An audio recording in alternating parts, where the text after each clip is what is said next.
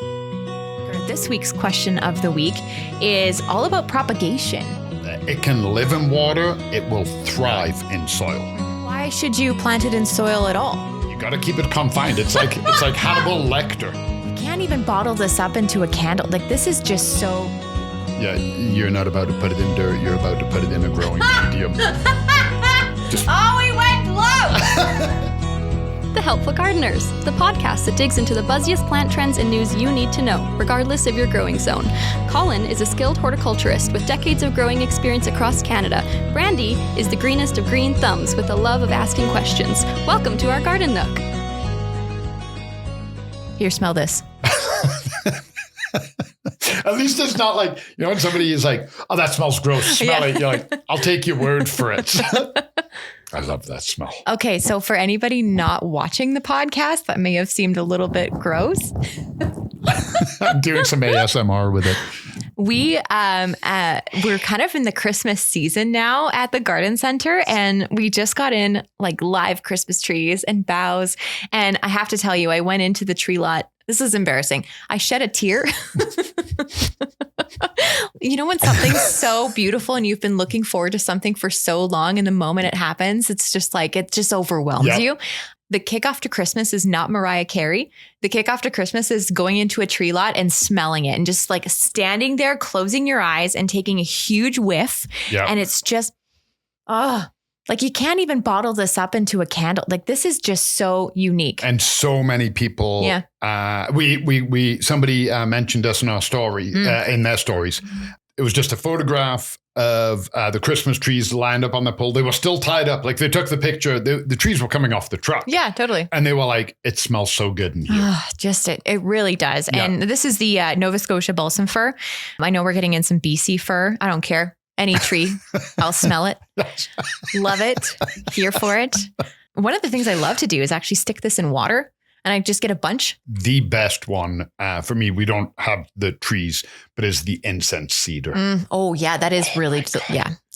I'm surprised at how many things we have. We got hemlock and magnolia, incense, eucalyptus. Yeah. Who knew there was that many types of trees that you could just, And I'm good with gardening, and I can design gardens and I can plant gardens. Mm-hmm.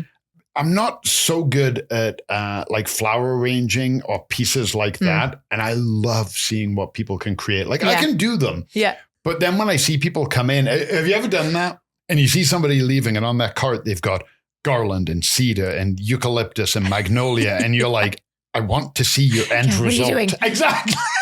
And where can I buy them? Make me one. I know, right? No, absolutely. And hey, it's Wednesday, and talking about putting things in water. Today's question of the week, or this week's question of the week, is all about propagation. Oh, nice. And so I'm going to play you the video because I saw this on Instagram, and I really want to get your perspective on this. I'm going to fidget with this. Okay.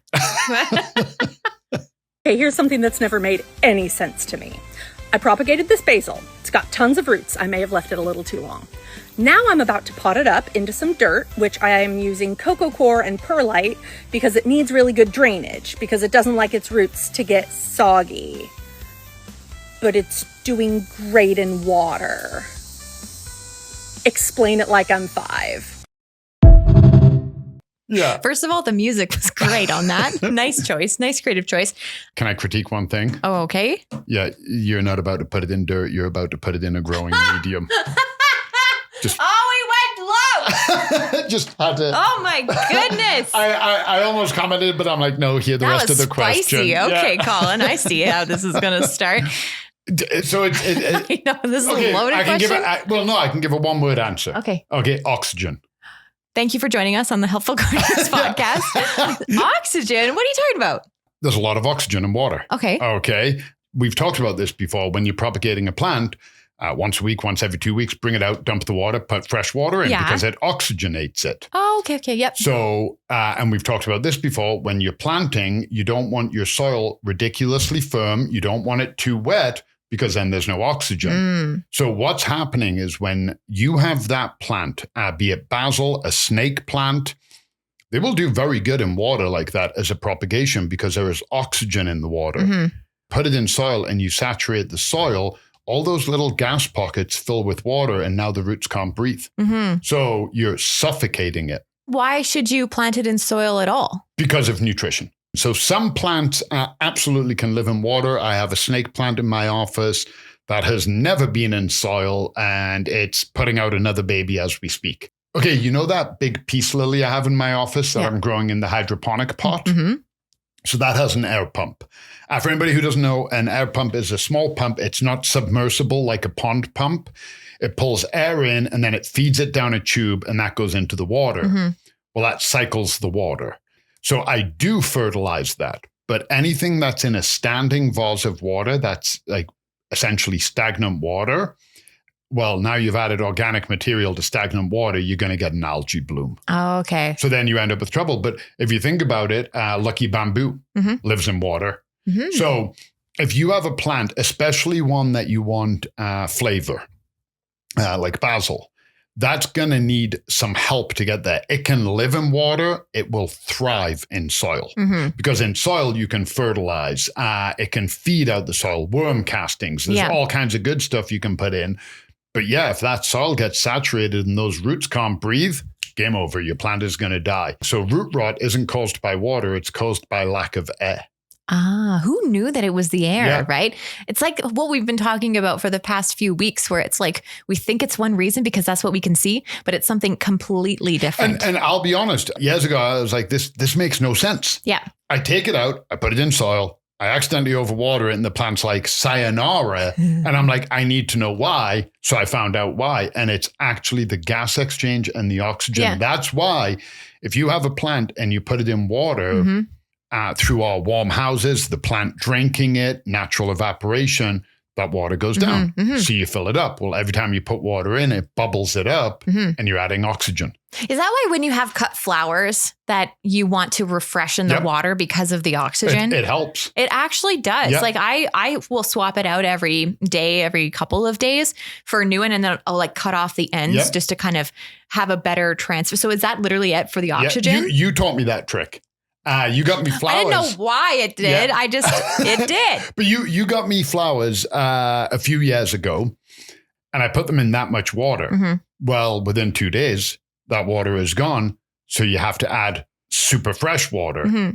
And they lasted the longest I've ever seen a cut flower last. Yeah. The other mistake people can make as well, just to really touch on that really quickly, they'll propagate a plant. And again, it doesn't matter what plant, spider plants, basil, snake plant, mint. Mint's a very hard one to kill, but it can be done. You make it sound like a villain.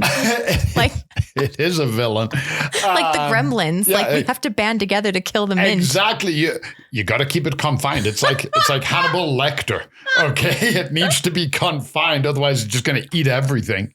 But what people will do, they take it out of that water. And that basil had a phenomenal, beautiful root system. Yeah, it did. So they take it and they plant it, they pot it and they go, oh my God, that's amazing. Yeah. And then instinctively they go, well, it's been in water. It must need a lot of water. And they start overwatering it right off the bat. Well, those roots haven't even had a chance to grow into the soil. And already they're suffocating. They're like, I don't have a chance to grow here because what do we want our roots to do? We want to starve our roots a bit so they go looking for water. Yeah. So now you're dumping water on them. They can't grow and they're suffocating. And then your plant's dead within, 2-3 weeks. And you go, I don't understand what I did here at all. Those are the reasons. I thought it was interesting though, how like she definitely knew that, you plant it in a soil that has perlite and like the different kind of additives that like she knew what kind of soil that plant needed. Whereas I think if it were me, I mean, I propagate things in water and I just throw it in whatever I have around the house. I don't really pay attention to that. So I think if you are going to be propagating plants, paying attention to what kind of soil and all that information is so accessible online these days, right? It really is. And come in and talk to your independent garden center. You could ask us next Wednesday. Hey, I have this plant. What kind of soil should I plant it into? We have so many now. Yeah. We have aeroid soils and tropical soils and African violet. And pretty amazing. All the ingredients to make your own. Yeah. Good stuff. I love DIY. Yeah. But the question now I have is, do you think I could propagate this little balsam fir? Probably not. Probably not, but you never know. So I took that big 8-foot ficus in my house? Yeah. I cut a branch off that, I don't know, a few years ago.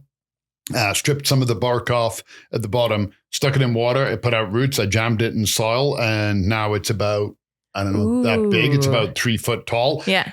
Unlikely that's going to do it, but hey, you never know. You want to try? I don't need it. You need a project. I still have the world's biggest poinsettia that I can't get rid of. I'm not light forcing it, so it's not going to go red. I have an amaryllis currently growing that's this big. I don't need another challenge. We'll just keep it in here. It's fine. If you could just strip it first like that. I'll give it a try. Thanks. This podcast is brought to you by Golden Acre Home and Garden. Find seasonal inspiration for your home and garden in Calgary, Alberta year-round. Visit goldenacre.ca. The comments and opinions expressed by the helpful gardeners on this show are our own and do not necessarily reflect the views of Golden Acre Home and Garden. For more information on everything we covered today and to leave us a voice note, visit goldenacre.ca/podcast. The Helpful Gardeners are on Instagram at The Helpful Gardeners Pod.